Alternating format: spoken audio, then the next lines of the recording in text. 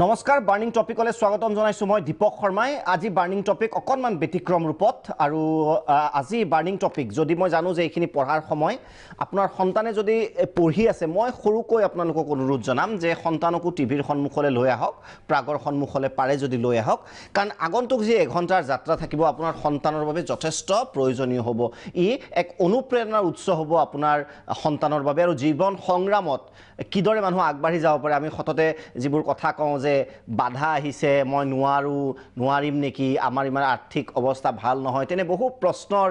থাকে আৰু অজুহাতো আমি তেনেকুৱা বহুত দেখুৱাও যে আমাৰ ঘৰৰ অৱস্থা ভাল নহয় নহলে লৰাটোক ভাল সুবিধা দিব পাৰিলোহেঁতেন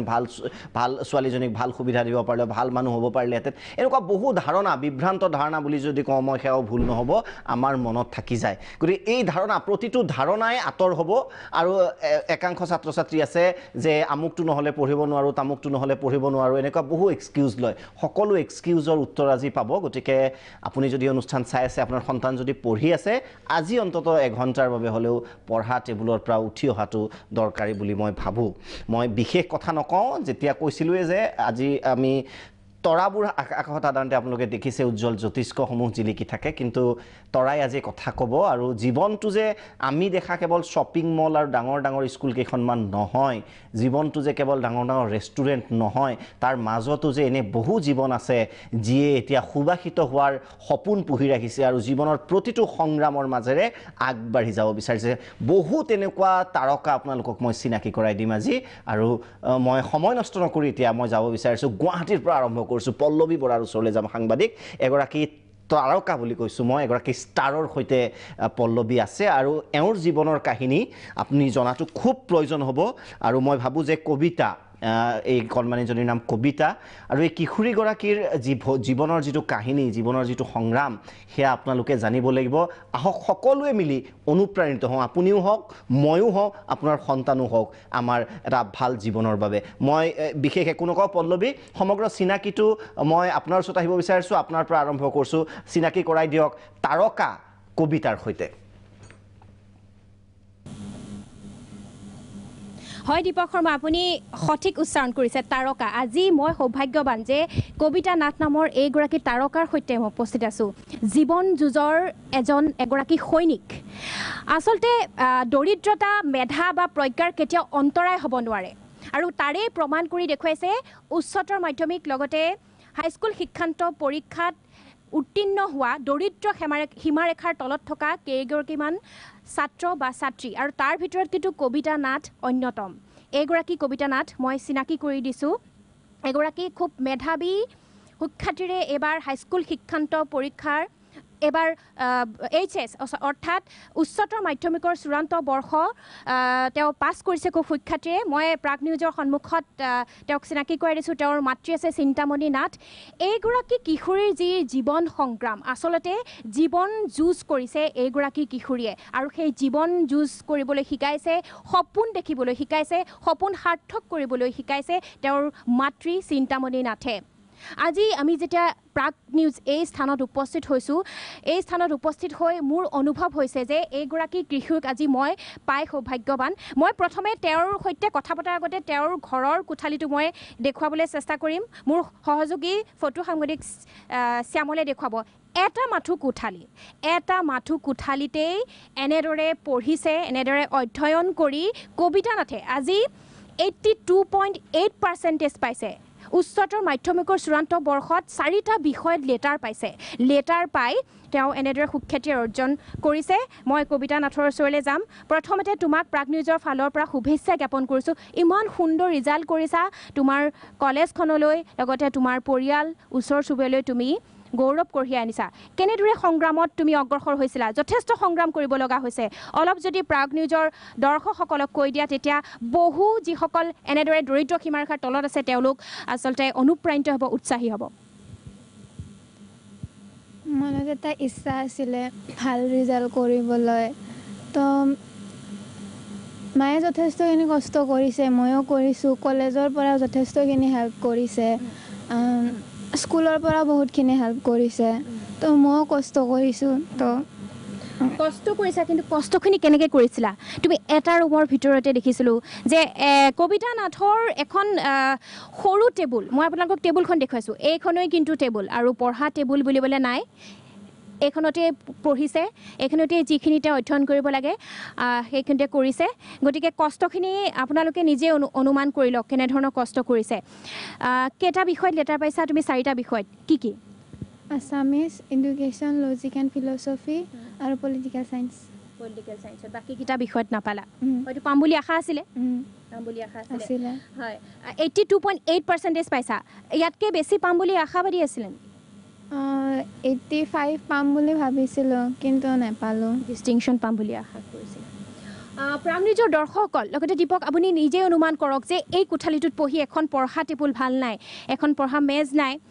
এই কোঠালিটোতে তেওঁ জীৱন যুঁজত অগ্ৰসৰ হৈছে পঢ়িছে সপোন দেখিছে আৰু সেই সপোন ফলিয়াবলৈ চেষ্টা কৰিছে ইতিমধ্যে জীৱনৰ দ্বিতীয়খন দেওনা পাছ কৰিছে জীৱনৰ প্ৰথমখন দেওনা খুব সুন্দৰকৈ পাছ কৰিছিলে খুব সুন্দৰকৈ সুখ্যাতিৰে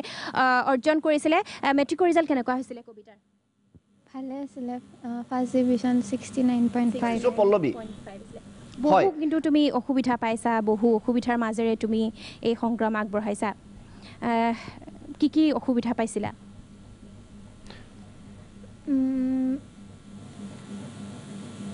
পঢ়াৰ এখন টেবুল তোমাক হয়তো লাগিছে পল্লৱী মানে পৰিৱেশ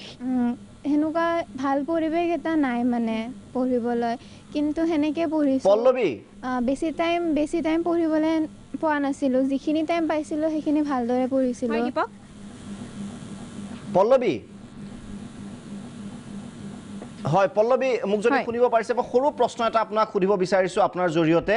মানে এনে বহু ছাত্ৰ ছাত্ৰী থাকে যেতিয়া স্কুললৈ যায় নিজৰ আৰ্থিক অৱস্থা যেতিয়া সাংঘাতিক ভাল নহয় তেতিয়া এটা অকণমান হীনমন্যতাত ভোগা দেখা যায় যে আনে ভাল ভাল কাপোৰ পিন্ধি আহিছে ভাল ভাল টিফিন আনিছে ভাল ভাল ড্ৰেছ কৰিছে ভাল ভাল নেইল পলিচ লগাইছে ছোৱালীৰ ক্ষেত্ৰত যদি আমি কওঁ তেতিয়া মনটোত কি বুলি সান্তনা দিয়ে যাতে হাজাৰজনে যি অনুষ্ঠান চাই আছে তেওঁলোকেও অনুপ্ৰেৰণা পাব পাৰে তেনে ভাব আহিলে তেওঁ কি ভাবি লয় নিজকে অকণমান যদি সুধি দিয়ে বহু হাজাৰ হাজাৰ লাখ লাখ দৰ্শকৰ সুবিধাৰ্থে কি ক'ব পল্লৱী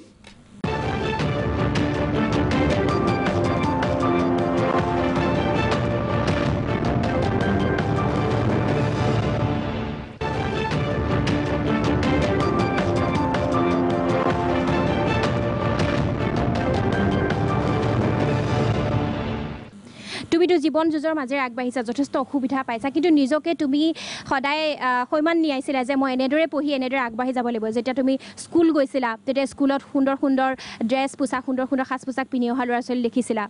সুন্দৰ সুন্দৰ টিফিন খায় বা তেওঁলোকে ভালকৈ আহে তোমাৰ তেতিয়া তুমি নিজকে কেনেদৰে সৈমান নিয়াইছিলা মোৰ তেনেকুৱা একো ইচ্ছা নাছিলে খালি মানে লাইফত কিবা এটা কৰিব বিচাৰোঁ আৰু মানে তেনেকুৱা একো ভবা নাছিলোঁ মানে ইহঁতে এনেকুৱা কৰিছে সেইকাৰণে ময়ো কৰিম তেনেকুৱা একো ভবা নাই কোনো তোমাৰ প্ৰতিযোগিতা নাই বা কেনেধৰণৰ কোনো চিন্তা নাই মুঠতে তোমাৰ চিন্তা আছিলে তোমাৰ সপোন আছিলে মই আগবাঢ়ি যাব লাগে মোৰ লক্ষ্য এটাই আৰু সেইটোত মই যেনে তেনে উপনীত হ'ম কবিতা হয় দীপক আপুনি হয়তো উত্তৰটো পাইছে যে তেওঁ লক্ষ্য এটাই কবিতা নাথৰ যে মই আগবাঢ়ি যাব লাগে নানান প্ৰতিবন্ধকতা আহক নানা বাধা আহক সেই বাধা নেওচি আগবাঢ়ি গৈছে আৰু কবিতাই সেইকাৰণে কিন্তু আজি এনে এটা পজিশ্যন পাইছে বা এনেদৰে সুখ্যাতি অৰ্জন কৰিছে মাতৃ আছে দীপক মই মাতৃৰ ওচৰলৈ যাবলৈ চেষ্টা কৰিম কবিতাক সপোন দেখুওৱা সপোনবোৰ সাৰ্থক কৰাৰ যদি একমাত্ৰ কোনোবা আছে সেয়া হৈছে তেওঁৰ মাতৃ চিন্তামণি কবিতা যেতিয়া ক্লাছ 8ত আছিল তেওঁ পিতৃয়ে বিয়োগ ঘটিছে তেওঁ পিতৃয়ে এৰি থৈ গৈছে আৰু কবিতাৰ ভাতৃ আছে ভাস্কৰ এই দুটি সন্তানক লৈ আজি চিন্তামণি নাথে এখন ঘৰ তৰিছে আৰু সেই চিন্তামণি নাথৰ ওচৰলৈ মই গৈছোঁ আপোনাৰ ছোৱালীয়ে খুব সুখ্যাতি অৰ্জন কৰিছে খুব সুন্দৰকৈ পাছ কৰিছে তেওঁ উত্তীৰ্ণ আছে আপুনি গম পাইছে আশাবাদী আছিলেনে হয় আছিলোঁ আশাবাদী আশা কৰিছোঁ মই ভাবিছোঁ মই তাই ভাল ৰিজাল্ট কৰিব আৰু সৰুৰ পৰাই তাই পঢ়াৰ প্ৰতি বৰ ৰাপ মানে খাত সিমান ৰাপ নিদিয়ে পঢ়াৰ প্ৰতি বহুতে ৰাপ মই গালি পাৰিলেও তাৰমানে কিতাপখন কিবা কৰিলেও তেতিয়া মই কম ভাতকেইটা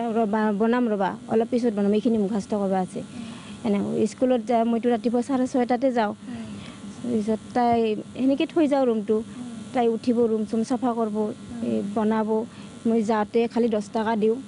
যাতে তাৰমানে দেৰি হৈ ঘৰত কাম কৰিব লাগে তাৰপিছত আহিতে তাই খোজকাঢ়ি আহে তাৰপিছত তাৰ পৰা আহি আৰু স্কুলৰ পৰা লৰালৰিকৈ আহি ভাত মই খালি অকল ভাতকেইটা বনাই থৈ যাওঁ কেতিয়াবা বনালোঁ চব্জি নবনালে নাই নবনাওঁ যদি তাই আহিহেন আৰু এই চব্জি বনাব দালি বনাব সেনেকুৱা আমাৰ দুজনৰ গোটেইকেইটাতে ভাত খাতে খাতে ময়ো 5টামান বজাত আহোঁ আৰু কাম কৰি তেতিয়া তাই বনাই থাকে তাই তেতিয়া কয় মই এয়া কাম কৰি থাকিম মোৰ এতিয়া কালি পৰীক্ষা আছে বোলে পঢ়বি দে এইখিনি মানুহটো কিমান মানুহে কিমান কাম কৰি সেনে পঢ়ি আছে তাইক সেনেকৈ কওঁ আৰু মই কিমান মানুহে কিমান কাম কৰি পঢ়ি আছে তুমি এইখিনি কৰি ঘৰৰ কামখিনি কৰি পঢ়বা নোৱাৰবি দে পাৰবি দে পঢ়া তেওঁ কবিতাই পঢ়া শুনা কৰাৰ উপৰিও কিন্তু ঘৰৰ সমস্ত দায়িত্ব আপুনি নোহোৱা পালন কৰিছে ন কৰে সেইখিনি কৰে আৰু এইফালে ভাইটিকো চাব লাগে তাকো ভাত দিব লাগে স্কুলত নি থ'ব লাগে সেনেকৈ কেতিয়াবা স্কুলত নি থৈ তাই স্কুলত যায় এনেকৈ পিছে আৰু ৰাতি বেছি টাইমলৈ পঢ়বা খোজে তাই কিন্তু মই তাৰমানে ৰাতিপুৱা সোনকালে উঠবা লাগে সেইকাৰণে ৰাতি কেতিয়াবা মই লাইটে অফ কৰি হৈছে দে পৰা দিনটো পঢ়ি থাকবা আৰু ৰাতি বেছিকৈ তাই পঢ়ে হয় দীপক এইখিনিতে কিন্তু এটা কথা মই উল্লেখ নকৰি নোৱাৰিছোঁ মাকে পঢ়িবলৈ মানা কৰে কিন্তু কবিতাৰ জেদ যে মই পঢ়িমেই আৰু এই যিটো এটা কোঠা এইটো কোঠাত মাকে দিনটো কাম কৰি আহি ভাগৰ লাগে সেয়েহে মাকে শুব খোজে লাইটটো অফ কৰি কিন্তু কবিতাই পঢ়িবই মাকৰ লগত কেতিয়াবা তেওঁ কাজিয়াও লাগিছে হয়তো পঢ়িমেই কেতিয়াবা কান্দিছে ফেকুৰিছে যে মই পঢ়িমেই আৰু মাকে উপায় নাপায় কবিতাক পঢ়িবলৈ দিয়ে মই আপোনাক আৰু এটা প্ৰশ্ন সুধিব বিচাৰিছোঁ কেতিয়াবা আপোনাক তাই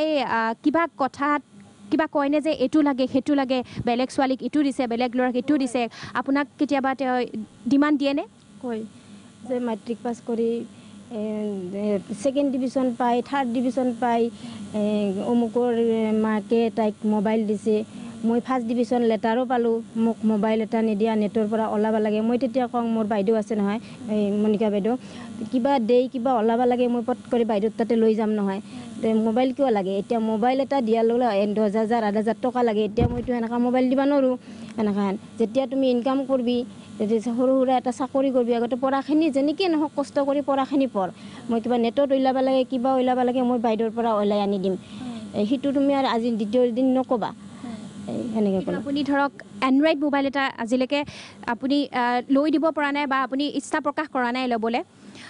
এতিয়া যিহেতু আমি কওঁ যে ছ'চিয়েল মিডিয়াৰ যুগ বিভিন্ন ইনফৰমেশ্যন আমি ছ'চিয়েল মিডিয়াত উলিয়াব পাৰোঁ ছ'চিয়েল মিডিয়াৰ ইতিবাচক দিশো আছে বহুত নেতিবাচক দিশৰ লগতে ইতিবাচক দিশ এইটোৱে যে যিসকল ছাত্ৰ ছাত্ৰী আছে তেওঁলোকে ছ'চিয়েল নেটৱৰ্কিং ছাইটত তেওঁলোকে বিভিন্ন ইনফৰমেশ্যন ল'ব পাৰে বিভিন্ন ৱেবছাইট খুলি পেলাই এই ইনফৰমেশ্যনবোৰ ল'বলৈ সুবিধা হয় পঢ়া শুনাত আগবাঢ়ি যাব পাৰে কিন্তু কবিতাৰ তেনে সুবিধা নাছিলে কবিতাই যদিও বিচাৰিছিলে তেনে এটা মোবাইল কিন্তু তেনে এটা মোবাইল ল'ব নোৱাৰিলে আৰু তাৰ বাবে মাতৃয়ে পল্লৱী হয় হয় পল্লৱী শুনিব পাৰিছে যদি মোক হয় পল্লৱী এটা খুব গুৰুত্বপূৰ্ণ প্ৰসংগ মই শুনিলোঁ আৰু মাতৃৰ মনত সদায় প্ৰশ্নটো থাকে যে খাব ল'ব মন নকৰে পৃথিৱীৰ হয়তো প্ৰতিগৰাকী মাতৃয়ে আছে যিয়ে ভাবে যে নিজৰ সন্তানে খাব ল'ব মন কৰে আৰু সন্তান ক্ষীণাই গৈছে গতিকে মাতৃৰ মৰম শুনি যথেষ্ট আৱেগিক এটা মন্তব্য সৰু ভাস্কৰ আছে ভাস্কৰ কণমানি ভাস্কৰ চাগে নামটো ভায়েকে কি দেখিছে কণমানিটোৱে কি ভাবে বায়েকৰ এই সফলতাৰ ক্ষেত্ৰত আৰু কি ধৰণে প্ৰেৰণা পায় মই জানো যে শব্দৰ মালাগাঁথি হয়তো ক'ব নোৱাৰিব পাৰে ভাস্কৰে তথাপিও মনৰ ভাৱৰ বাবে শব্দৰ মালাগাঁথাৰ প্ৰয়োজন আৱেগবোৰ চবে বুজি পাব ভাস্কৰে কি ভাবে অকণমান সুধি দিয়ক হয় ভাস্কৰে যিহেতু বায়েকৰ যিখন জীৱন সংগ্ৰাম সেইখন দেখিছে আৰু যথেষ্ট অনুপ্ৰাণিত হৈছে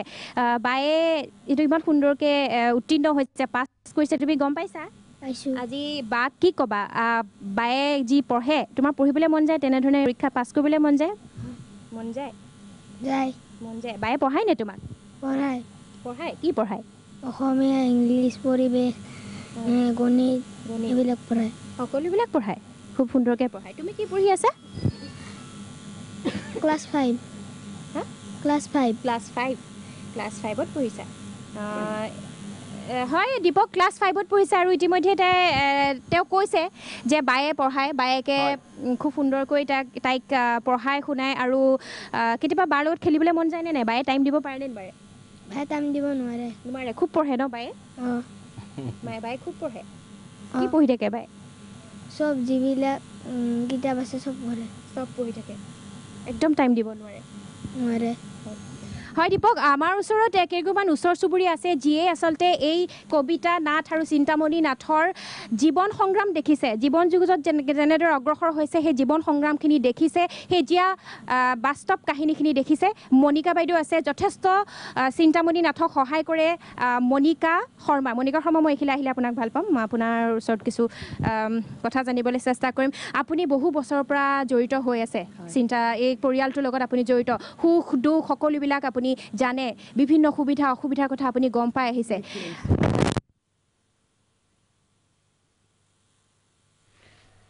মানে হল পাই আহিছোঁ,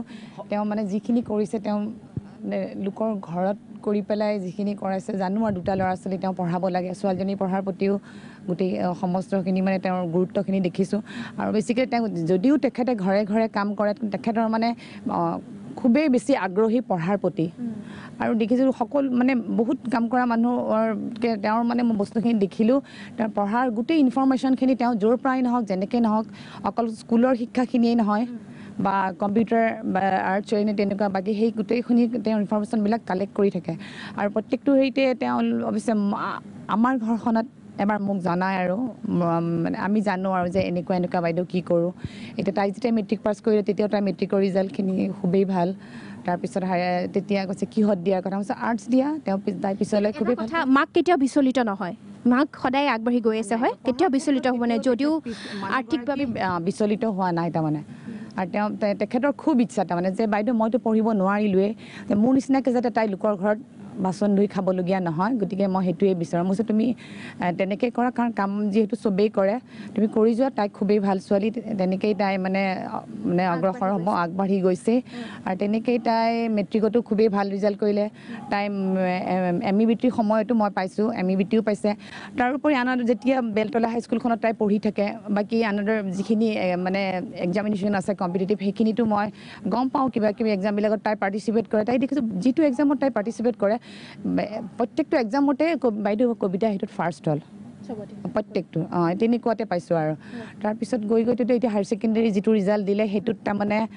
ক'ব নোৱাৰা ভাল লাগিছে, বুজাব নোৱাৰোঁ তাৰমানে। আৰু বিশেষকৈ মানে ভালো লাগিছে, দুখো লাগিছে, ভালো লাগিছে। আৰু তেওঁৰ প্ৰতি তাৰমানে মানুহগৰাকীৰ প্ৰতি, চিন্তামণি নাথৰ প্ৰতি তাৰমানে চিৰকৃতজ্ঞ। আৰু তেনেকৈ অকলশৰীয়া হেৰি লাইফ এটাত তেওঁ কথা ছাৰ ঘৰটোতো দেখিছে, এইটোৱে দুটা ল'ৰা ছোৱালী তেখেতে তেনেকৈয়ে পঢ়াই আছে। তাৰপিছত এতিয়া তেওঁৰ মানে এতিয়া এটাই মেইন চিন্তা হৈছে যে তাই ডিগ্ৰীটো মই বাইদেউ নপঢ়াওঁ, মই গাঁৱত গুচি যাওঁ নেকি। মই কৈছোঁ সেইটো ভুল কাম তুমি কেতিয়াও নকৰিবা, তুমি কিহৰ কাৰণে নপঢ়াওঁ বুলি ভাবিছা। হয় দীপক, যদিও তেওঁলোকে আৰ্থিকভাৱে দুৰ্বল, কিন্তু মনৰ পৰা মনোবল যথেষ্ট তেওঁলোকৰ আছে। আৰু তাৰ ফলস্বৰূপে আজি কবিতা নাথে এনেদৰে সুখ্যাতি অৰ্জন কৰিছে, এনেদৰে জীৱন যুঁজত অগ্ৰসৰ হ'ব পাৰিছে। হয়, ধন্যবাদ পল্লৱী, আপোনালৈ ধন্যবাদ জ্ঞাপন কৰিছোঁ। আৰু আমি আশা কৰিছোঁ কবিতাৰ যি সপোন, কবিতা নাথৰ যি সপোন, প্ৰতিটো সপোনে বাস্তৱায়িত হ'ব। আৰু সেইটো মই ক'ব নালাগে, কাৰণ কবিতাই নিজৰ কৰ্মৰ যোগেদিয়ে আচলতে প্ৰমাণ কৰিছে যে জীৱন যুদ্ধত সকলো সম্ভৱ, মনত লাগে কেৱল দৃঢ় বিশ্বাস। আৰু আমিও আশা কৰিছোঁ এই অনুষ্ঠান যিসকল ছাত্ৰ ছাত্ৰীয়ে চাই আছে, যিসকল অভিভাৱকে চাই আছে, আজিৰ পৰা এক্সকিউজ লোৱা বাদ দিয়ক যে মোৰ ইটো নাই, সিটোৰ অভাৱ, আমুক তামুক, ইমান চিন্তা থাকিবই, অভাৱ থাকিবই, কিন্তু আগবাঢ়ি যোৱাটো মূল লক্ষ্য। আৰু কেইবাগৰাকীও তাৰকা আছে, চিনাকি কৰি দিম, বহু অনুপ্ৰেৰণা পাব, কিন্তু বিৰতিৰ পিছত।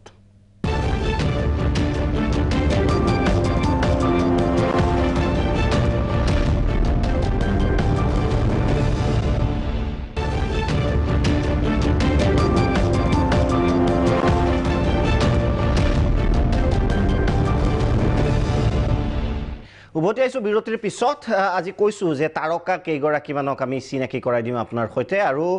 আপুনি আজিৰ পৰা আপুনি আৰু আপোনাৰ সন্তানে এক্সকিউজ লোৱা বন্ধ কৰি দিব। আপোনাৰ সন্তানে যদি কিবা এক্সকিউজ লয়, ইটো নাই সিটো নাই, বিশেষকৈ পঢ়াৰ ক্ষেত্ৰত। এইবাৰ মই লৈ যাব বিচাৰিছোঁ জাগিৰ উদলৈ আপোনালোকক, এগৰাকী নতুন তাৰকাৰ সৈতে চিনাকি হোৱা হওক।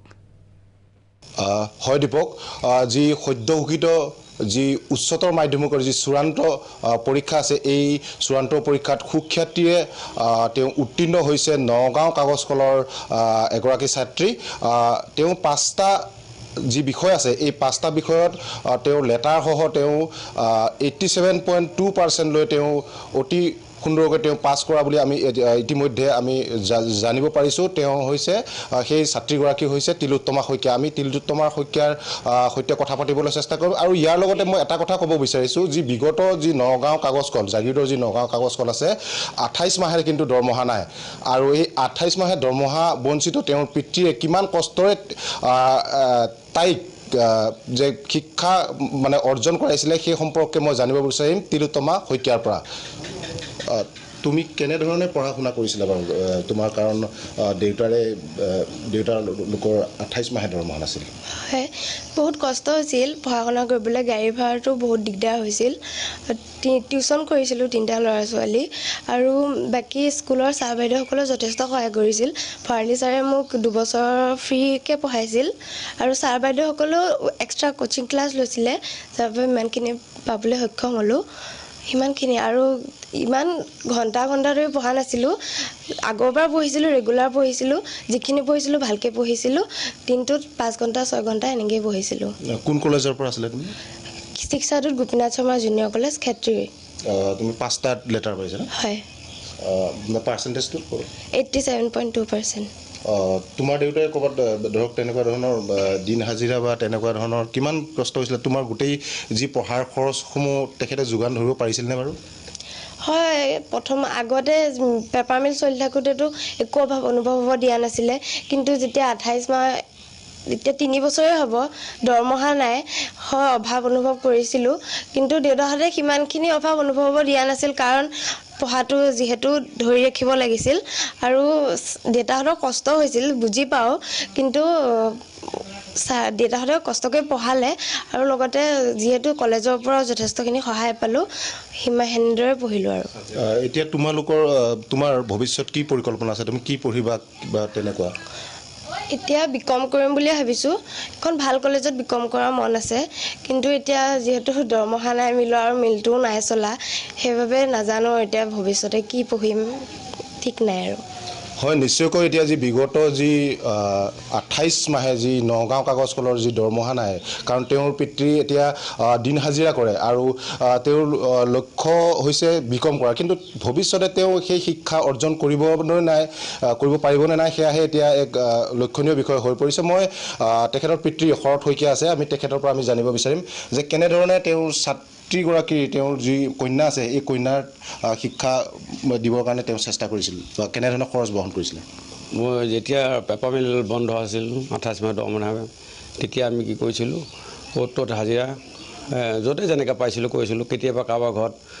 যদি কোনোবাই মাতে ৰান্ধনি কামো কৰিছিলোঁ তেনেকুৱা পাইছিলোঁ কিন্তু যিখিনি দিব পৰা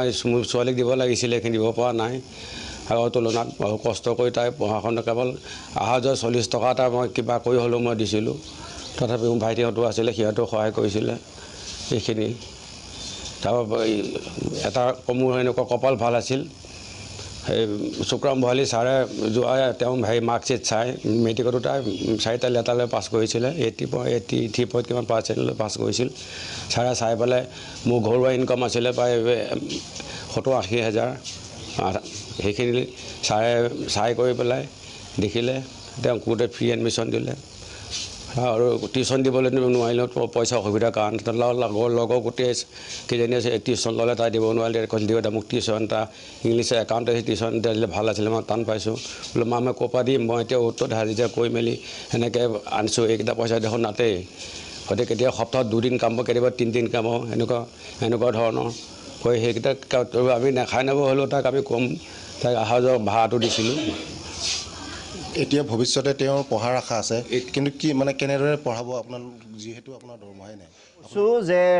যেতিয়াই জীৱন কষ্টকৰ হয় যেতিয়াই জীৱন সংগ্ৰামত অৱতীৰ্ণ হয় তেতিয়াহে জীৱনে পূৰ্ণতা পায় আৰু যদি আপোনাৰ সোণৰ চামুচ থাকে জন্মৰ সময়ত তেনেহ'লে জীৱনটোৰ সেই মজা নাথাকে চেলেঞ্জ নাথাকে গতিকে যিসকলে লাইফত চেলেঞ্জ পাইছে আগবাঢ়ি যাওক এই প্ৰত্যাহ্বানক লৈ আৰু চাব দূৰ দিগন্তৰ আকাশ আপোনালোকৰ বাবে মুকলি আছে আমি এবাৰ যোৰহাটলৈ যাব বিচাৰিছোঁ আৰু কেইগৰাকীমান তাৰকা আছে মই নিজে একো নকওঁ আপোনালোকক তাৰকা কেইগৰাকীৰ সৈতে চিনাকি কৰাই দিম আমি যোৰহাটলৈ যাব বিচাৰিছোঁ হয় টিয়কত অমৃত আছে অমৃত মোক যদি শুনিব পাৰিছে কেইগৰাকীমান তাৰকা আছে সেই তাৰকাৰ সৈতে চিনাকি কৰি দিয়ক আজি আমি একো নকওঁ তাৰকাই ক'ব আৰু অসমে প্ৰেৰণা লাভ কৰিব হয় দীপক, মোৰ হাতে ইয়াতে 4জন তাৰকা আছে আৰু তাৰকাসকলক মই তেখেতসকলক পোনপটীয়াকৈ তেওঁলোকৰ পৰা জানি যায়, তেওঁলোকৰ পৰা আপোনালোকৰ সমাজক পৰিচয় কৰি বিচাৰিছোঁ। নমস্কাৰ, মোৰ নাম শ্ৰী বিতুপন ৰাজখোৱা। তুমি মানে কোন বিভাগত পাইছা, কিমান পাৰ্চেণ্টেজ পাইছা? মই বিজ্ঞান শাখাত 79.8% পাইছোঁ। আৰু তোমাৰ ঘৰৰ তুমি কেনেদৰে পঢ়িছিলা? ঘৰত সমস্যা আছিলে, বহু সমস্যা ঘাটি কৰি পঢ়িছোঁ। যিহেতু মোৰ দেউতা এজন অনিয়মিত বেতনভোগী গৃহৰক্ষী বিষয়া, তেওঁ নিয়মীয়াভাৱে বেতন নোপোৱাৰ ফলত আমি বহুতো সমস্যাৰ সন্মুখীন হৈছিলোঁ। সেই সমস্যাবোৰ সমাধান হৈছিলে, কিন্তু সময়মতে সমাধান কৰিব পৰা নাছিলোঁ। হয় দীপক, মোৰ আৰু এজন তাৰকা আছে, তেওঁৰ পৰা জানিব বিচাৰিম। নমস্কাৰ, মোৰ নাম শ্ৰী সুকন্যা গগৈ। মই জ্ঞানপীঠ একাডেমীৰ পৰা কলা শাখাত উত্তীৰ্ণ হৈছোঁ 86.8% নম্বৰ পাই। মোৰ এই যি উত্তীৰ্ণত হোৱা মানে সহায় কৰিছে তেওঁলোকক তাত জ্ঞানপীঠ একাডেমী মই সমূহ পৰিচালনা সমিতিলৈ মই ধন্যবাদ জ্ঞাপন কৰিছোঁ। কাৰণ বিগত 2 বছৰ ধৰি তেওঁলোকে মোক সকলো খৰচ পাতি বহন কৰি আহিছে। যিহেতু মোৰ ঘৰৰ অৱস্থা ভাল নহয়, 3জনীকে ছোৱালীক পঢ়োৱা মেলা খৰচ আদি কৰি সকলো দেউতাই ইমান বহন কৰিব নোৱাৰে। সেইবাবে তেওঁলোকে মোক যি 2 বছৰ ধৰি সকলো ক্ষেত্ৰতে সহায় কৰি আহিছে আৰু তেওঁলোকৰ যি ছাপোৰ্ট পাইছোঁ মই, সেইকাৰণে আজি মই এই অৱস্থাত আহি উপনীত হৈছোঁ। আৰু মই ক'ব বিচাৰোঁ যে তেওঁলোকৰ ভিতৰত আমাৰ জ্ঞানপীঠ একাডেমী হৈছে শিক্ষাৰ ফালৰ পৰা মানে ইমান যে এনেকুৱা সমস্যাত আৰ্থিক ক্ষেত্ৰত মানে ইমান সমস্যাত ভুগি থকা স্বত্বেও সহায় কৰিছে, সেইবাবে তেওঁলোকৰ ওচৰত মই সদায় ঋণী হৈ থাকোঁ। হয় দীপক, মোৰ আৰু এগৰাকী তাৰকা আছে, আমি তেওঁৰ ওচৰলৈ পোনপটীয়াকৈ যাব বিচাৰিছোঁ। নমস্কাৰ, সৰ্বপ্ৰথমে মই প্ৰাগ নিউজৰ সকলোজন ব্যক্তিলৈকে ধন্যবাদ জ্ঞাপন কৰিব বিচাৰিছোঁ যে তেওঁলোকে আমাক এইখিনি সুবিধা দিছে। মোৰ নাম ৰুমা বৰুৱা, মই জ্ঞানপীঠ একাডেমীৰ পৰা কলা শাখাত 90.4% নম্বৰ লৈ হাইস্কুল উচ্চতৰ মাধ্যমিক পৰীক্ষাত উত্তীৰ্ণ হৈছোঁ। সকলোৰে মানে বহুত সমস্যা থাকে, মোৰো বিভিন্ন অৰ্থনৈতিক ক্ষেত্ৰত যথেষ্ট সমস্যা আছিলে ঘৰত, কিন্তু মোৰ কলেজৰ ছাৰ বাইদেউসকলে মোক যথেষ্ট সহায় কৰিছে আৰু মোৰ কলেজৰ 2 বছৰ ধৰি মোৰ কলেজৰ ফিজ আদি মানে ছাৰ বাইদেউহঁতে দায়িত্ব বহন কৰিছে। আৰু মোৰ মেট্ৰিকত মোৰ পাৰ্চেণ্টেজ যিমান আছিলে তাতকৈ যে ইমানখিনি মই আগবাঢ়িব পাৰিলোঁ, সেই সকলো ছাৰ বাইদেউসকলৰ কাৰণেই মই ইমানখিনি আগবাঢ়িব পাৰিলোঁ। হয় দীপক, মোৰ আৰু এগৰাকী তাৰকা আছে, তেওঁৰ বিষয়ে আমি গম পাম। নমস্কাৰ, মোৰ নাম শ্ৰী পল্লৱী ভৰালী। মই কলা শাখাত 83.2% লাভ কৰি উচ্চতৰ মাধ্যমিক পৰীক্ষাত উত্তীৰ্ণ হৈছোঁ। মোৰ এই পৰীক্ষাত উত্তীৰ্ণ হোৱালৈকে মই যথেষ্টখিনি সমস্যাৰ সন্মুখীন হৈছিলোঁ, কিয়নো মোৰ দেউতাই যিটো বৃত্তিত নিয়োজিত হৈ আছে, তেওঁ এজন মিস্ত্ৰী কৰে। গতিকে তেওঁ কামটো যিহেতু স্থায়ী নহয়, কিয়নো কেইদিনমান ধৰি তেওঁ কাম চলে আৰু কোনোবা দিন ধৰি নচলে, সেইকাৰণে তেওঁ উপাৰ্জন কৰা পইচাকেইটাৰে আমাৰ ঘৰখন চলাত, লগতে ভাইটি ভণ্টিসকলেও পঢ়া থাকে, মোৰো থাকে। গতিকে ইমানখিনি কৰাত যথেষ্টখিনি অসুবিধা হয়। ইয়াৰ উপৰিও কিতাপ পত্ৰখিনিও মই বেলেগৰ পৰা সংগ্ৰহ কৰিয়ে পঢ়োঁ। এইখিনি পঢ়োঁতে মেলোঁতে যিহেতু সমস্যাখিনিৰ সন্মুখীন হৈছিলোঁ, এই সমস্যাখিনি সমাধান কৰোঁতে ছাৰ বাইদেউৰ লগতে অভিভাৱক অভিভাৱিকা সকলোখিনি মোক সহায় কৰিছে। তাৰ বাবে তেওঁলোকৰ ওচৰত মই সদায় ঋণী হৈ থাকোঁ। হয় দীপক, এটা কথা ক'বলৈ যে ইয়াতে যি দুগৰাকী তাৰকা আছে, সেই দুগৰাকী তাৰকাক আমাৰ যি টিয়কৰ এখন জ্ঞানপীঠ একাডেমী যি শিক্ষানুষ্ঠান আছে, সেই শিক্ষানুষ্ঠানে তেওঁলোকৰ 2টা বৰ্ষৰ তেওঁলোকে বিনামূলীয়াকৈ তেওঁলোকক পাঠদান কৰিছিলে, সম্পূৰ্ণ তেওঁলোকৰ বিনামূলীয়া তেওঁলোকক শিক্ষাদান কৰিছিলে। হয় দীপক কওক। অমৃত, এয়া সপোনৰ আৰম্ভণি আৰু যথেষ্ট যাবলগীয়া আছে। ভৱিষ্যতে কি ভাবিছে তেওঁলোকৰ? প্ৰতিটো সোণালী সপোন বাস্তৱায়িত হ'ব, মই কোৱাৰ প্ৰয়োজন নাই, তেওঁলোকে নিজেই সিমান যোগ্য। কিন্তু আপোনাৰ পৰা জানিব বিচাৰিছোঁ, ভৱিষ্যতৰ কি সোণালী সপোন বুকুত বান্ধি ৰাখিছে 4গৰাকীয়ে? আমি প্ৰাগৰ দৰ্শকক জনাব বিচাৰিছোঁ। হয়, জানক তেওঁলোকৰ মনৰ কথা। হয়, তোমালোকে ভৱিষ্যতে তোমালোকৰ যি তোমালোকে ভালদৰে পইচা বা তোমালোকৰ সোণালী সপোন কি সপোন আছে তোমালোকৰ? মই এজন ভাল নাগৰিক হ'ব বিচাৰোঁ। ইয়াৰ কাৰণে মোক যথেষ্ট শিক্ষাৰ প্ৰয়োজন। চাকৰিটো পিছৰ কথা, কিন্তু এজন নাগৰিক হোৱাটো মোৰ বাবে ভাল নাগৰিক হোৱাটো মোৰ বাবে অতিশয় গুৰুত্বপূৰ্ণ। সেয়েহে মই ইয়াৰ পাছৰ সময়ছোৱাত পলিটিকেল বিষয়ত মেজৰ লৈ পঢ়িম বুলি ভাবিছোঁ। হয়, তোমাৰ পৰা জানিব বিচাৰিম, কি পঢ়িবা তুমি? মই বৰ্তমান BA পঢ়িম ইংৰাজী বিষয়ত মেজৰ লৈ, আৰু ভৱিষ্যতে এগৰাকী আইন অধিবক্তা হোৱাৰ ইচ্ছা আছে। কি ক'বা? মই সংস্কৃত বিভাগত মেজৰ ল'ম বুলি ভাবিছোঁ এতিয়া জ্ঞানপীঠ একাডেমী শিক্ষকসকলে যেনেদৰে নিজে উজলি আমাকো উজলাইছে ঠিক তেনেদৰে ময়ো এজন আদৰ্শ শিক্ষয়িত্ৰী হৈ আনকো মোৰ আদৰ্শ বিলাবলৈ চেষ্টা কৰিম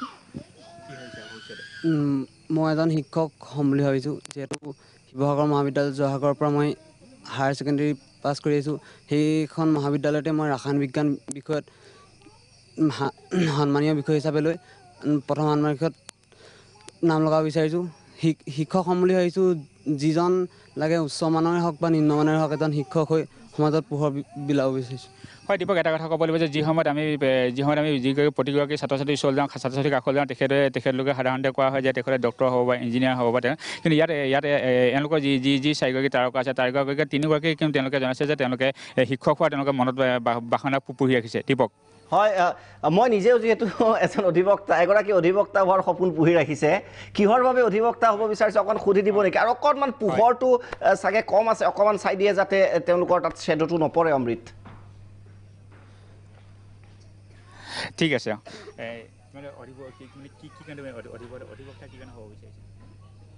মোৰ সৰুৰ পৰাই মানে সপোন আছিলে মোৰ ল পঢ়াৰ ইচ্ছা আছে মই যুক্তি ভাল পাওঁ হয় তেখেতে জনাইছে যে তেখেতে সৰুৰ পৰা সপোন আছে আৰু তেখেতে যুক্তি ভাল পায় আৰু মোৰ সৈতে ইয়াতে উপস্থিত যিখন জ্ঞানপীঠ একাডেমীৰ কথা কোৱা হৈছিলে যে তেওঁলোকে প্ৰায় আমাৰ টিয়ক অঞ্চলৰ বিভিন্ন মেধাৱী দুখীয়া মানে আৰ্থিকভাৱে তেওঁলোকে দুৰ্বল ছাত্ৰ ছাত্ৰীক শিক্ষাদান কৰি আহিছে তেখেতৰ ইয়াতে সচিব আছে সচিবগৰাকীয়ে জানিব বিচাৰিম কি ক'ব আপোনালোকে হয় প্ৰাগ নিউজক আমি ধন্যবাদ জনাইছোঁ আমি এই মজিয়াত বহিবলৈ পোৱাৰ বাবে ইতিমধ্যে আপোনালোকে গম পাইছে যে জ্ঞানপীঠ একাডেমীৰ দুগৰাকীকৈ ছাত্ৰক আমি বিনামূলীয়াকৈ পাঠদান কৰিছোঁ তাৰ আগতো আমি 2015 চনত বিষ্ণুপাল হাজৰিকাৰ দ্বাৰা অষ্টম স্থান দখল কৰিবলৈ সক্ষম হৈছিলোঁ তাৰ উপৰি 2018 চনত ৰাহুল দাসৰ দ্বাৰা দশম স্থান দখল কৰিবলৈ সক্ষম হৈছিলোঁ এইবাৰো আমি ৰুমা বৰুৱাৰ পৰা আশা কৰিছিলোঁ কিন্তু তেওঁৰ স্বাস্থ্যজনিত অলপ কাৰণত আমি 2% পিছ পৰি ৰ'বলগীয়া হ'ল তাৰ বাবে আমি নিজেই আমি দুখিত আমি তেওঁক বহুতো কষ্ট কৰি বা তেওঁক এগৰাকী শিক্ষয়িত্ৰীয়ে তেওঁৰ ফিজখিনি দি পেলাই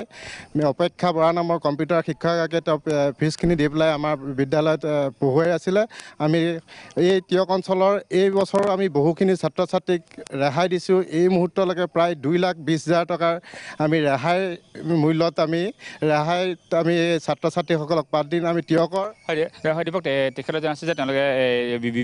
বিভিন্ন ছাত্ৰ ছাত্ৰীক ধন্যবাদ জ্ঞাপন কৰিছোঁ আৰু এনেধৰণৰ যদি শিক্ষা প্ৰতিষ্ঠানে আগবাঢ়ি আহে তেওঁলোক সদায় প্ৰশংসাৰ পাত্ৰ সময় হৈছে বিৰতিৰ পিছত আৰু কেইগৰাকীমান তাৰকা আছে তেওঁলোকৰ ঘৰলৈ গৈ জানিম তেওঁলোকে কিদৰে পঢ়িছিল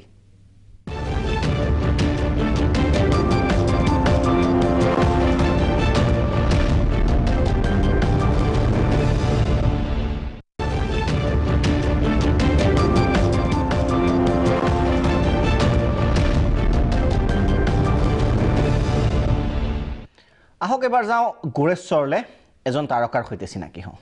হয় দীপক শৰ্মা নিশ্চিতভাৱে ক'ব লাগিব উচ্চতৰ মাধ্যমিকৰ যি চূড়ান্ত পৰীক্ষাৰ ফলাফলত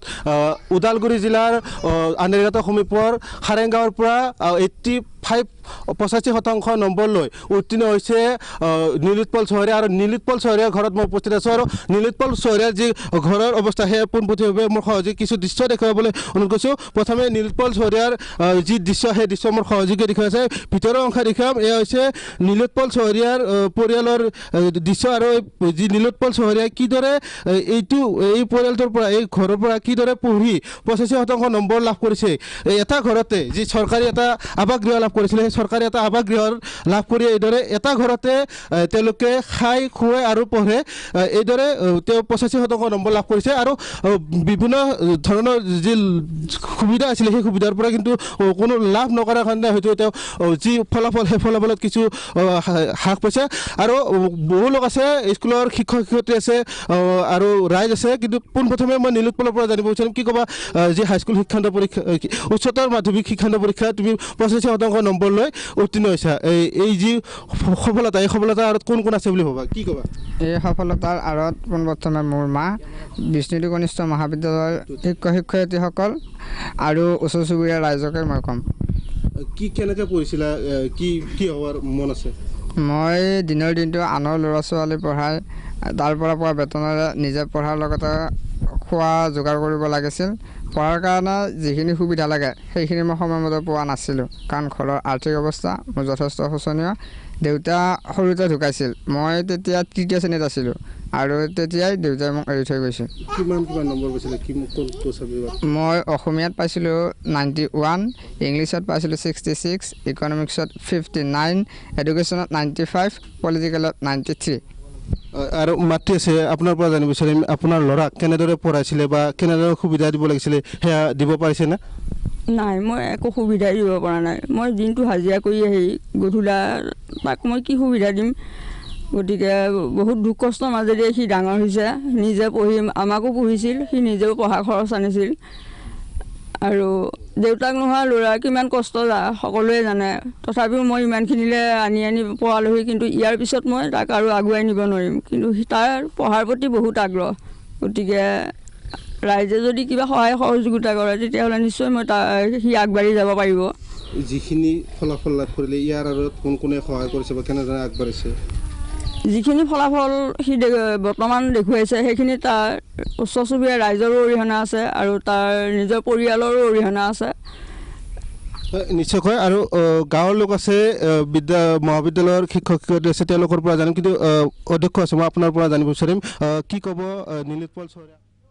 নিশ্চয় আপোনালোকে দেখিলে যে কিদৰে টিউশ্যন কৰি নিজে পৰিয়ালটো পোহপাল দি মাতৃৰ সৈতে থাকে ঘৰটো আপোনালোকে দেখিছে মই আকৌ কৈছোঁ ঘৰ ডাঙৰ সৰু নাথাকে কিন্তু আপোনালোকে জানিব পাৰিছে য'ত সাহস থাকে তাতেই সপোনৰ জন্ম হয় আৰু য'ত সপোনৰ জন্ম হয় সেয়া বাস্তৱ যেদিন হ'ব সেয়া নিশ্চিত তাক যিমান বাধায়ো আচলতে জীৱনৰ বহু ধুমুহায়ো কেতিয়াও অতিক্ৰম কৰিব নোৱাৰে কেৱল লাগিব মনত দৃঢ় বিশ্বাস পুনৰবাৰ আমি টিয়কলে যাব বিচাৰিছোঁ উৎপল বৰা আছে উৎপল বৰা শেষবাৰলৈ আপোনাৰ ওচৰ আহিছোঁ হয় দীপক ক'ব লাগিব কেনেকৈ জীৱন যুদ্ধ কেনেকৈ দৰিদ্ৰতাৰ হেঙাৰ আৰু তাৰ পিছত কেনেকৈ নক্ষত্ৰৰ জিলিকনি মই এখন ঘৰ দেখুৱাই ল'ম দীপক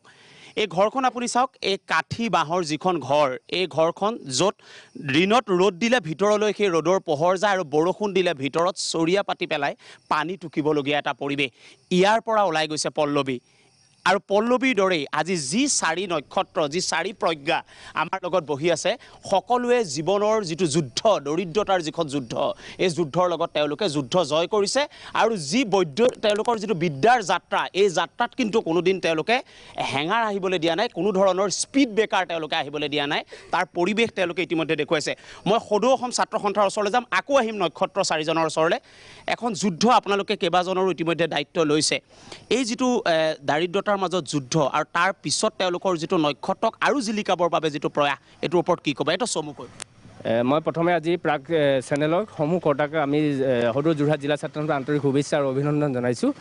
আমি প্ৰথমে এটা কথা উপলব্ধি কৰিছোঁ দৰিদ্ৰতাই কোনো কাৰণতে যে মেধাক বাধা দি ৰাখিব নোৱাৰে এইটো আজিৰ তাৰিখত প্ৰতিপন্ন হ'ল আৰু ইতিমধ্যে আমাৰ পল্লৱী ভৰালী ৰুমা বৰা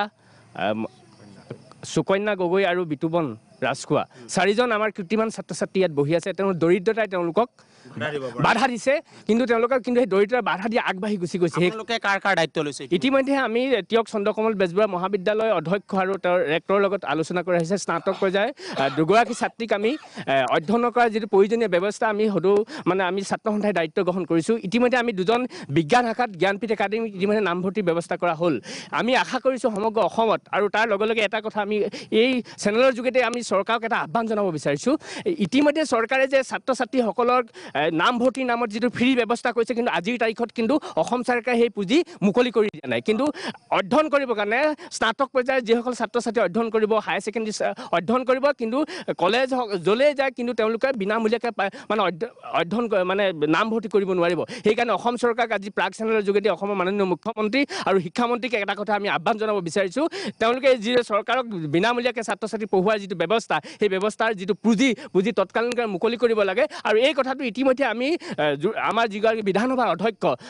হিতানন্দ গোস্বামীক এই কথাটো বাই টেলিফোনত অৱগত কৰাইছে তেওঁ এই ক্ষেত্ৰত কিন্তু প্ৰয়োজনীয় ব্যৱস্থা গ্ৰহণ কৰিম বুলি আমাক আশ্বাস প্ৰদান কৰিছে মই বাইদেউৰ ওচৰলৈ আহিছোঁ বাইদেউ আপোনাৰ ওচৰলৈ এইবাবে আহিছোঁ যে আপোনালোকৰ বিদ্যালয়খন ভেঞ্চাৰ যিটো এটা শিক্ষক শিক্ষয়িত্ৰীৰ অৱদান নিশ্চয় থাকিব ধন্যবাদ জ্ঞাপন কৰিছোঁ উৎপল বৰা আপোনাক আৰু আমিও আশা কৰিছোঁ যে এই তাৰকাৰ পৰা যথেষ্ট অনুপ্ৰেৰণা যাতে পায় আৰু কেইগৰাকী কেইগৰাকীমান তাৰকা আছে চিনাকি কৰাই দিম আপোনাৰ সৈতে আকৌ কৈছোঁ সৰু সৰু অসুবিধাবোৰ যেতিয়া এই জীৱনলৈ আহে এই তাৰকাসকলৰ জীৱন গাথা শুনিব অনুপ্ৰেৰণা পাব বিৰতিৰ পিছত উভতি আহিম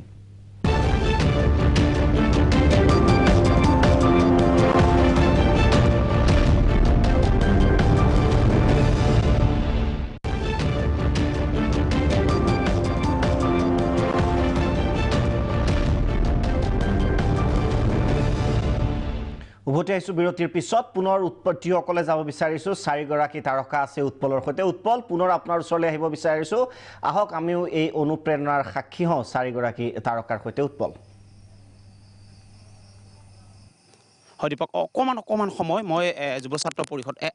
10 ছেকেণ্ডৰ ভিতৰত কি ক'ব গোটেই পৰিৱেশটো আজি হয় প্ৰাগ নিউজক প্ৰথমে আমি ধন্যবাদ জ্ঞাপন কৰিছোঁ আপোনালোকে সমগ্ৰ অসমতে এনেকুৱা এটা ব্যৱস্থা কৰিছে দুখীয়া লগতে মেধাৱী ছাত্ৰ ছাত্ৰীসকলক আপোনালোকে যি সহায়ৰ কাৰণে ৰাইজক আহ্বান জনাইছে তাত আমি নথৈ আনন্দিত আৰু আমি অসম জাতীয়তাবাদী যুৱ ছাত্ৰ পৰিষদ য়োগা আঁচনি সমিতিয়ে এই 4 গৰাকী ছাত্ৰ ছাত্ৰীলৈ আমি আৰ্থিক সাহায্য এটা আগবঢ়াম বুলি ঘোষণা কৰিছোঁ বৰ ধন্যবাদ জনাইছোঁ দেই মই বৰ ধন্যবাদ জনাইছোঁ মই ছাৰ অকমান আপোনাৰ স্কুলৰ পৰাই পাৰ কৰিছে পল্লৱী পাছ কৰি আহিছে পল্লৱীক লৈ কি ক'ব কিমান গৰ্বিত আজি আচ্ছা ধন্যবাদ প্ৰাগ নিউজ আমি শিক্ষাৰ্থীসকলক লৈ আমি একান্তই গৌৰৱ অনুভৱ কৰোঁ আমাৰ নিচিনা এটা পিছপৰা অঞ্চলত বিশেষকৈ দৰিদ্ৰতাৰ লগত যুঁজি থকা ছাত্ৰ ছাত্ৰীয়ে আমাৰ যথেষ্ট সংখ্যক থাকে আৰু তেওঁলোকক লৈ আমি যথেষ্ট সফলতা লাভ কৰিব পাৰিছোঁ আৰু অনাগত দিনত আমি এই চালুকীয়া অৱস্থাত থকা এই শিক্ষানুষ্ঠানটো এই ধৰণে আমি দুখীয়া ছাত্ৰ ছাত্ৰীসকলৰ কাৰণে যিমান পাৰোঁ নিম্নতম মাচুলত আমি সংগ্ৰহ কৰি তেওঁলোকক আমি আগবঢ়াই দিছোঁ আৰু সেইখিনিত আমি পিছলৈকে এই ধৰণে আগবঢ়াই যাবলৈ চেষ্টা আপোনাৰ চৰকাৰী স্কুল নহয় বেচৰকাৰী স্কুল মই 4 গৰাকী লাগে একদম শেষৰ বাৰ বিতুপন কি ক'বা কি পঢ়িবা তুমি ইতিমধ্যে কৈছা মোৰ সতীৰ্থ অমিতক এতিয়া কেনেকৈ সাজু ইয়াৰ পিছৰ দুৱাৰখনৰ কাৰণে তোমাক ইতিমধ্যে বিভিন্নজনে সহায় কৰিম বুলি কৈছে কি পঢ়ি তুমি কি কৰিবা এতিয়া মই এতিয়া প্ৰথম ষাণ্মাসিকত নামভৰ্তি কৰিম শিৱসাগৰ মহাবিদ্যালয় জয়সাগৰত যিহেতু মই সেইখন হাইস্কুলৰ কলেজৰ পৰাই হাই ছেকেণ্ডেৰী পাছ কৰি আহিছোঁ তেওঁলোকৰ শিক্ষকসকলৰ প্ৰতি মই কৃতজ্ঞতা জ্ঞাপন কৰিছোঁ এটা কথা কোৱাচোন তুমি পঢ়াৰ বাদে আৰু কি কৰা মই ক্ৰিকেট খেলোঁ ক্ৰিকেট খেলা বঢ়িয়া তাৰ খেলি থাকিব না পঢ়িও থাকিব লাগিব ন কি ক'বা তুমি পঢ়াৰ বাদে আৰু কিহৰ লগত জড়িত মই পঢ়াৰ বাদে এনেই ডান্স ভাল পাওঁ মানে তুমি নৃত্য কৰা এতিয়া কৰি দিবা নেকি এটা তুমি কৰি দিবা মই শেষত তোমাৰ নৃত্যটো চাম তই কি কৰা তুমি পঢ়াৰ বাদে আৰু পঢ়াটো তোমালোক চকা গম পালে ৰাইজে সকলোৱে গম পালে আৰু তোমালোকে সহযোগিতাও কৰিব তাৰ বাদে আৰু কিহৰ লগত জড়িত মই ছবি আঁকি ভাল পাওঁ এতিয়া আজি সুবিধা নাই তোমাৰ ছবি ল'বলৈ ভালকৈ পঢ়িবা আশা কৰিছোঁ আৰু পল্লৱী কি ক'বা ইমান কষ্ট কৰি ঘৰখনৰ পৰা তুমি ওলাই যাবা সপোন দেখিছে মা দেউতাই গাঁৱৰ ৰাইজে শিক্ষাগুৰুসকলে তুমি আনিবা চাগে সেই সপোন বাস্তৱ কৰি নিশ্চয় মই মোৰ ফালৰ পৰা সম্পূৰ্ণ চেষ্টা কৰিম যাতে মই মোৰ এই সন্মান অক্ষুণ্ণ ৰাখিব পাৰোঁ আৰু ইয়াৰ বাবে মই যথেষ্ট কষ্ট কৰিম যাতে ছাৰ বাইদেউসকলৰ লগতে মা দেউতাসকলৰ নামো উজ্জ্বলি উঠে তোমাৰ মা ক'ত আছে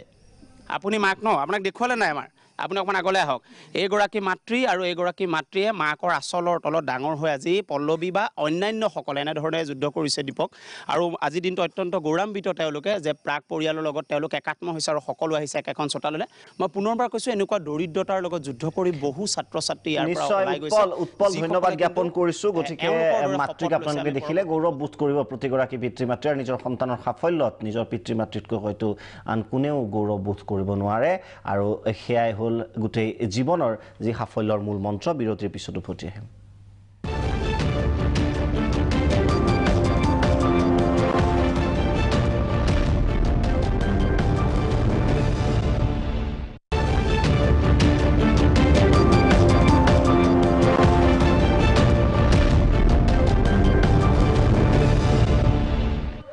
এবাৰ লৈ যা হওক মুছলপুৰ চিনাকি হওঁ আপোনালোকক চিনাকি কৰাই দিওঁ আন এগৰাকী তাৰকাৰ সৈতে হয় দীপক শৰ্মা সদ্য ঘোষিত উচ্চতৰ মাধ্যমিক যি পৰীক্ষাৰ যি ফলাফলৰ পিছতে বাক্সালৈ গৌৰৱ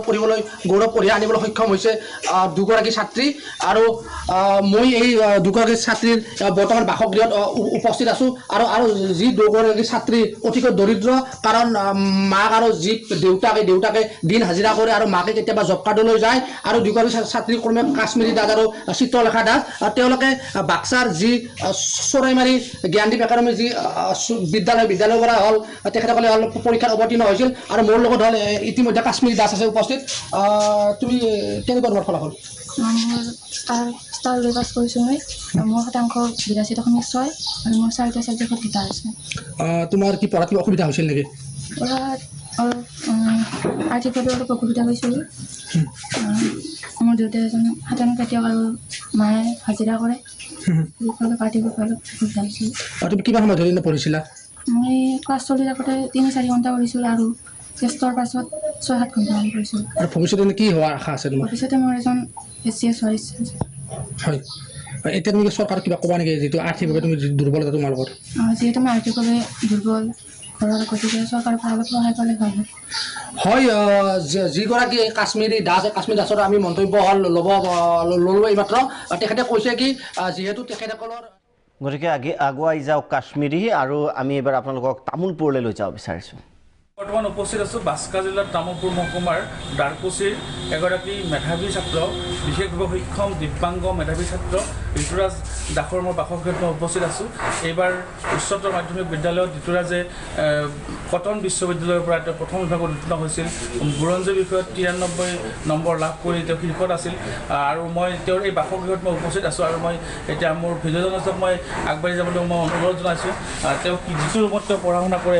সেই কোঠাটোলৈ আমি প্ৰৱেশ কৰিম আৰু তাতে আছে এই মেধাৱী ছাত্ৰ বা বিশেষভাৱে মানে যিগৰাকী সক্ষম ছাত্ৰ দিব্যাংগ ছাত্ৰ ঋতুৰাজ দাস এই ৰুমটোতে তেওঁ পঢ়া শুনা কৰে আৰু কি ধৰণে তেওঁ ইয়াত পঢ়া শুনা কৰি আছে আৰু সেই ধৰণে আমি দেখাবলৈ অনুৰোধ জনাইছোঁ আচলতে ইয়াত ঋতুৰাজ দাস আৰু মই পোনে পোনে ঋতুৰাজ দাসৰ কাষলৈ গৈছোঁ তুমি কি কৰি আছা এইটো তোমাৰ পঢ়া কোঠালি হয় এইটো মোৰ পঢ়া ইয়াতে মই পঢ়োঁ প্লাছ কম্পিউটাৰ আছে গোটেইখিনি মোৰ মেচিনাৰী বস্তুখিনি মানে যিখিনি ইউজ কৰোঁ আৰু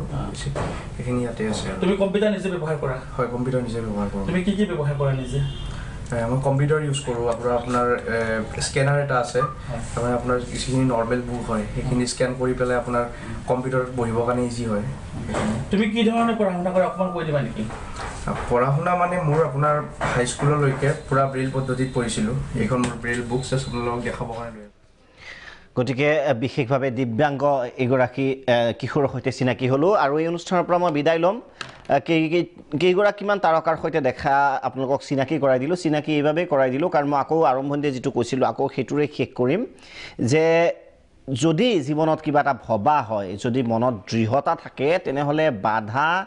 বহু আহিব বহুত আহে আৰু বাধা অহাটো স্বাভাৱিক তাৰ পিছতো লক্ষ্যত যদি স্থিৰ থাকে আপুনি তেনেহ'লে সেই লক্ষ্য অনাশাই আপুনি লাভ কৰিব পাৰিব এই তাৰকা কেইগৰাকীৰ যিটো জীৱনগাথা এতিয়ালে সেই জীৱনগাথাই তাকেই প্ৰমাণ কৰে আৰু আশা কৰিছোঁ এই সকলৰ মনোবাঞ্ছা পূৰ্ণ হওক আৰু আপুনিও এওঁলোকৰ পৰা প্ৰেৰণা পাওক আৰু এই মুহূৰ্তৰ পৰা কাইলৈৰ পৰা নহয় কাৰণ কাইলৈ কেতিয়াও নাহে ৰাতিপুৱা হোৱাৰ লগে লগে আজি হ'ব আকৌ কাইলৈ হ'ব গতিকে কাইলৈ নহয় এই মুহূৰ্তৰ পৰা আপুনিও সাজু হওক জীৱন যুদ্ধৰ বাবে মই দীপক শৰ্মা বিদায় লৈছোঁ ধন্যবাদ